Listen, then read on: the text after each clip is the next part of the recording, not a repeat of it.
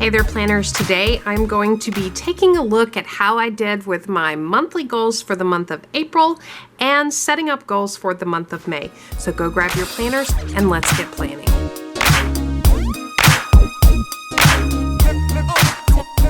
So the month of April was very hit or miss for me. In some areas I did great. In some areas I did nothing. Zip. So let's take a look. So first of all, on finding the study for the promises of God and really scheduling that and getting that started, I absolutely nailed that. I found it, scheduled it, and met the goal of once a week, really looking at it, studying it, getting into it, journaling about it. Did great on that one. I also looked into options for a records management system at home. I did not, I purchased a few of the supplies. I did not fully get all the supplies, so I am going to carry that over and need to continue to work on that. I don't know that I will put it in this planner because I'm well on my way, and it's not really it doesn't rise to the level anymore, just completing the purchases of tracking in my goal planner, so I'll probably leave that out of the goal planner, but I'm well on my way there, so good progress there.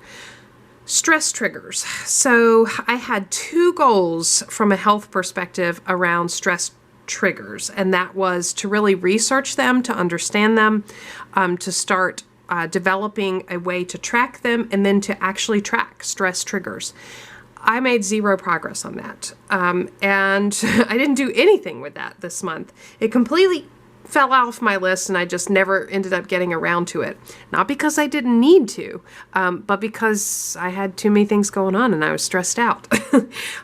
Seriously, I am definitely going to be carrying that one over to the month of May, because it's still very important to me, and I feel like I do need this, and so I am going to be putting these goals and actions right over into the month of May. Developing a project plan for the big trip to Italy that we have coming up. I absolutely did that. I feel very good about where I am. I've got actionable steps laid out, and so I'm comfortable that went well. The second item that I really did not make any good progress on was around value chain, applicability, and design as it comes to the Planning Annie YouTube channel.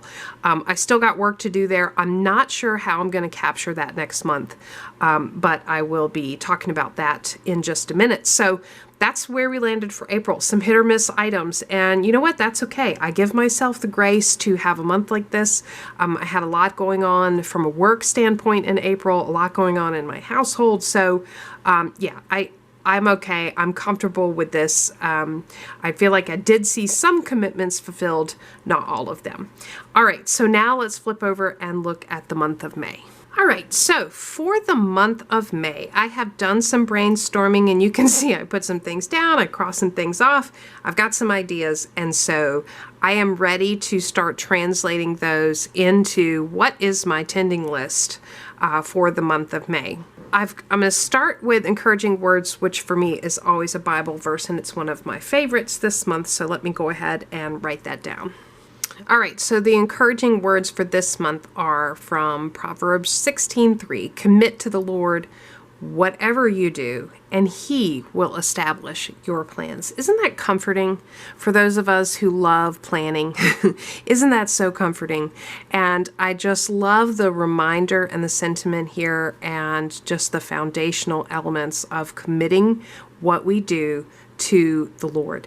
And that is definitely what I want to be focusing on this month, in the month of May, as things at work change for me, as I have a very busy schedule for the month of May. I want to make sure that anything I am committing my time to, I am working at that as though I am working directly for God in those scenarios. And so that is going to be my encouraging words for the month, and it's going to spill over into my priority, which is remember the source.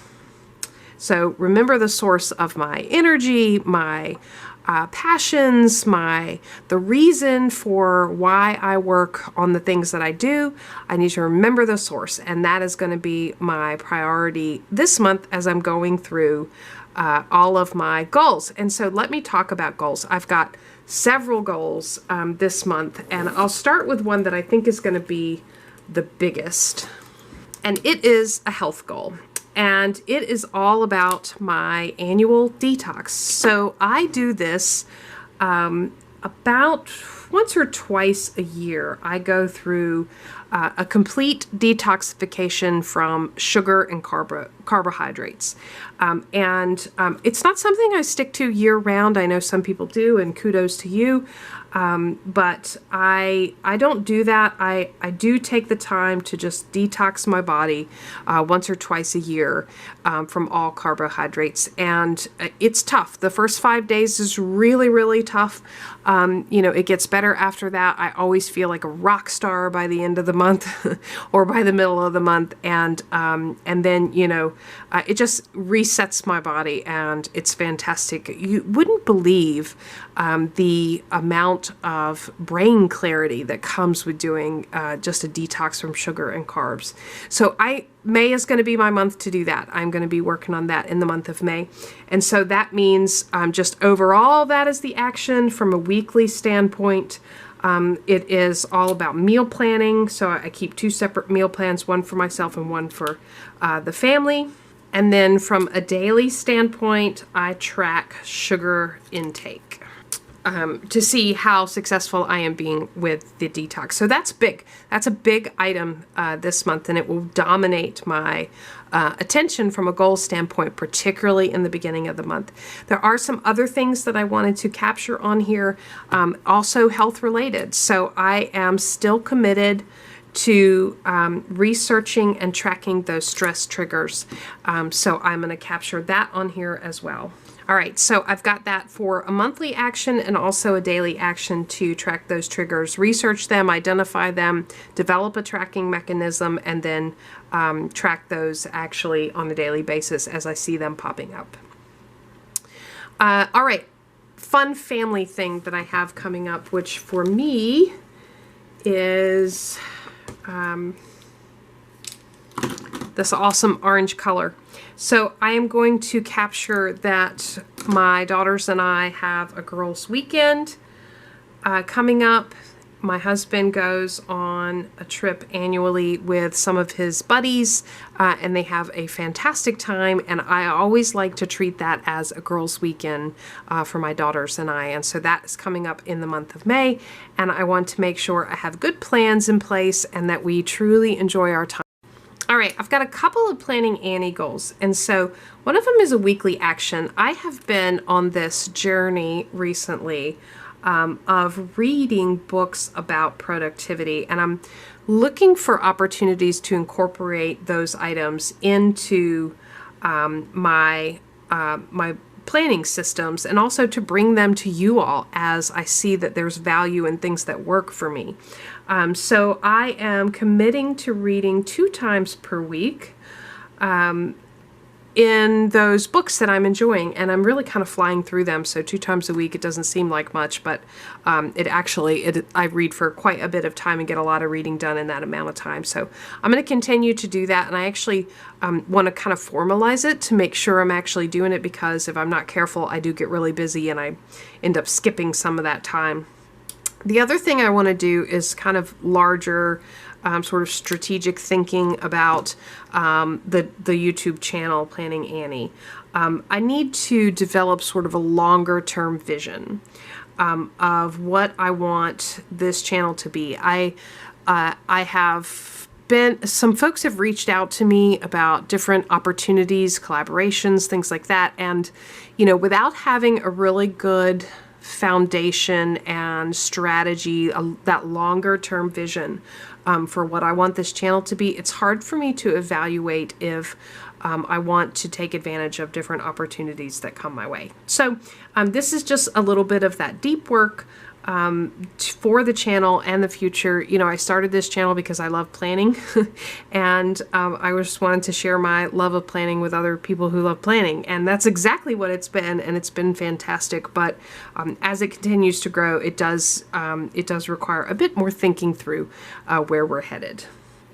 All right, the only other thing I'm going to add to my list this month is in the financial goals and financial security, and I'm going to set up the home binder for the family this month. And that is part of that records management system. That was a piece of it. And I think that is going to be really important. I want to make sure I get that done this month. It's going to play into some things that are coming up with the family down the road. And so I really just want to make sure I get this accomplished. And so I've got all the supplies and materials I need to do that. I've got everything I need. It's just about go ahead and setting it up. So that is all I'm going to do this month. And you can see I actually have a lot less goals and actions than I typically do, but May is busy. May is super busy for myself and my family. So let me add some decor and I'll be right back to close it out. All right, so the month of May is set up and ready to go. It's decorated, so it's going to look great sitting on my desk just like this for me to track and monitor my progress. I will be moving some of these items into my planner, my everyday carry, to make sure I am keeping up with them.